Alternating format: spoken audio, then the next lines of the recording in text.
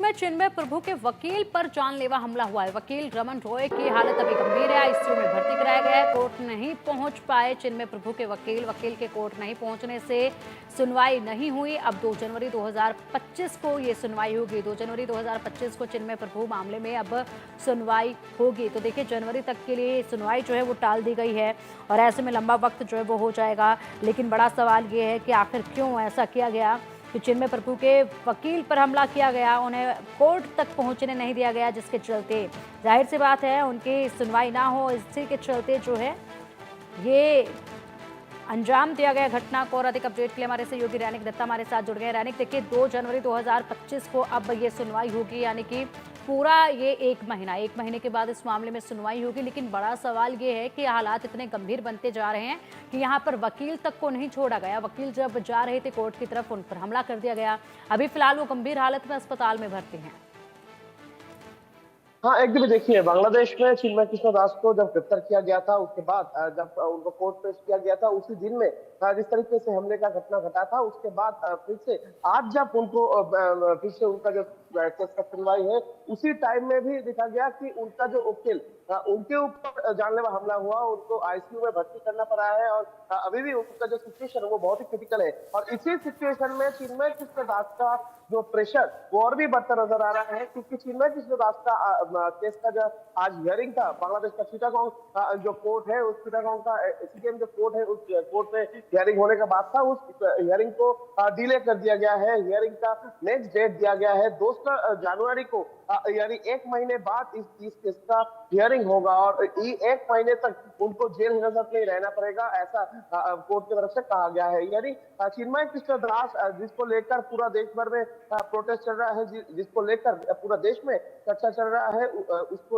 उसी का जो मामला, उसी मामले पर एक से बढ़कर एक नया मोड़ आ रहा है हर एक दिन, क्योंकि चिन्मय कृष्ण दास का जो लॉयर, उनके ऊपर जानलेवा हमला हो रहा है, उनको आईसीयू में भर्ती किया जा रहा है। चिन्मय कृष्ण दास को सपोर्ट में जो लोग रास्ते में आ रहे हैं, उनके ऊपर पत्थरबाजी का घटना घट रहा है, जिसमें एक पब्लिक प्रोसिक्यूटर का मौत भी हो चुका है। और ये पूरा घटना को देखते हुए और 2 लोग को चिन्मय कृष्ण दास को जो मुलाकात करने के लिए पहुंचे थे, वो 2 सन्यासी को गिरफ्तार भी किया गया है। और ये पूरा मामला जितना ही दिन जा रहा है, उतना ही इसमें नया मोड़ आ रहा है। और नया मोड़ में आज फिर से एक एड ऑन हुआ कि 2 जनवरी तक चिन्मय कृष्ण दास को जेल हिरासत में रहना पड़ेगा।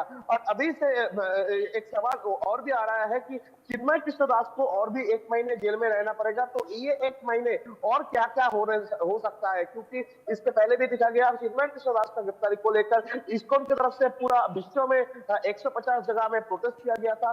उसके बाद चिन्मय कृष्ण दास का ये समर्थन में हिंदू संगठनों की तरफ से कल बॉर्डर पे, पेट्रोल बॉर्डर पे 24 घंटे के लिए पेट्रोल बॉर्डर को बंद कर दिया गया था।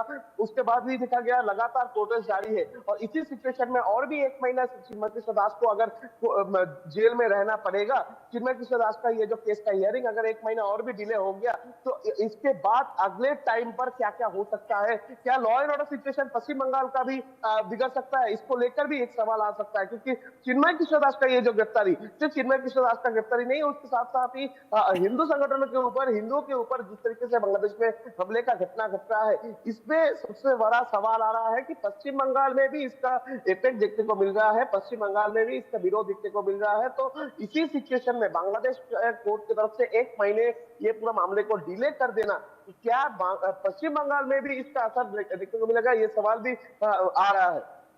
बिल्कुल, इसी के साथ अगर रैनिक बात की जाए तो देखिए, हालात इतने बने हुए हैं कि ये तो कानूनी पेच है जो यहाँ पर अब फंस गया है, क्योंकि जिस तरीके से यहाँ पर वकील पर हमला किया गया है, उसके बाद तारीख को आगे बढ़ा दिया गया है और मुश्किलें और भी ज़्यादा बढ़ गई हैं।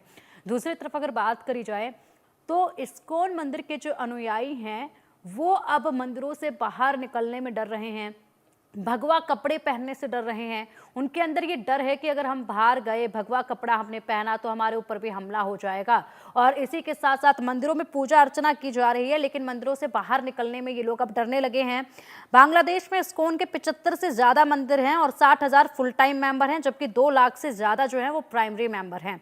तो इतनी तादाद है वहाँ पर और ये लोग अब सड़कों पर निकलने से डरे हुए नजर आ रहे हैं। हाँ, एकदम देखिए, बांग्लादेश का अगर सिचुएशन देखा जाए तो एक डर का माहौल फैला हुआ है पूरा माइनॉरिटी कम्युनिटी के ऊपर। जो इस्कॉन का डिवोटीज है वो लोग रास्ते में निकलने में डर रहे हैं, इस्कॉन का मंदिर के बाहर आने में डर रहे हैं। जो 60 इस्कॉन का मंदिर है, वो 60 इस्कॉन का मंदिर से जो डिवोटीज है वो लोग बाहर आने में डर रहे हैं। जो भगवा कपड़ा, वो कपड़ा पहनने में भी वो डर रहे हैं। वो जो पूजा अर्चना हो रहा है, वो पूजा अर्चना मंदिर के अंदर ही हो रहा है। डर के माहौल बने हुए हैं। डर के वजह से ही जो छुप छुप के पूजा करना पड़ रहा है बांग्लादेश में। सिर्फ इस्कॉन के डिवोटीज नहीं, इस्कॉन के साथ साथ ही जो हिंदू समाज के लोग उधर रहते हैं, जो हिंदू उधर रहते हैं, उन लोगों की तरफ से भी कहा जा रहा है कि बांग्लादेश में एक डर का माहौल तैयार है। बांग्लादेश में हिंदुओं की तरफ से कोई रिचुअल्स पालन नहीं किया जा रहा है। बांग्लादेश में हिंदुओं की तरफ से कोई भी तरीके का अनुष्ठान नहीं किया जा रहा है, धर्मीय अनुष्ठान नहीं किया जा रहा है, क्योंकि करने पर रोक आ रहा है, उनको उनके ऊपर पेड़ आ रहा है, घर को तोड़फोड़ किया जा रहा है, मंदिर को तोड़फोड़ किया जा रहा है। और ये पूरा डर का माहौल सिर्फ बांग्लादेश का एक जगह में नहीं, ढाका, सिलेट, चट्टग्राम, उसके साथ और भी जो जगह है उस जगह में भी इसका जो वो असर देखने को मिल रहा है। और एक डर का माहौल तैयार करके रखा गया है बांग्लादेश में। और ये डर का माहौल तैयार हुआ और भी ज्यादा इंक्रीज हुआ जब चिन्मय कृष्ण दास को गिरफ्तार किया गया था। और चिन्मय कृष्ण दास को गिरफ्तारी के बाद से लगातार ये जो डर का माहौल ये बांग्लादेश में बरकरार है। और अभी भी लोग डरे हुए हैं। जो मेनली जो हिंदू संगठन, हिंदू लोग हैं और जो इस्कॉन के डिवोटीज हैं, इस्कॉन के जो सन्यासी हैं, उन लोग बहुत डरे हुए हैं। और फिलहाल रास्ते में निकलने में भी वो डर रहे हैं कि रास्ते में निकलने पर उनके ऊपर ना हमले का घटना घटे, क्योंकि एक से बढ़कर एक जो इस्कॉन के लीडर्स है उनको टारगेट किया जा रहा है, उनको चुन चुन कर मारा जा रहा है, उनके घरों के ऊपर, मंदिरों के ऊपर हमले का घटना घट रहा है। और इसी सिचुएशन में एक डर का माहौल इस्कॉन के ऊपर भी मंडरा रहा है। बिल्कुल। और इसी के साथ अगर रैनिक देखा जाए तो देखिए यहाँ पर ढाका हाईकोर्ट में एक और याचिका जो है वो दाखिल की गई है और इस याचिका में मांग ये की गई है कि यहाँ पर अब बांग्लादेश में जो भी भारतीय चैनल का प्रसारण हो रहा है उन पर रोक लगाई जाए और पूरी तरह से प्रतिबंध जो है उन पर लगा दिया जाए, भारतीय टीवी चैनलों पर।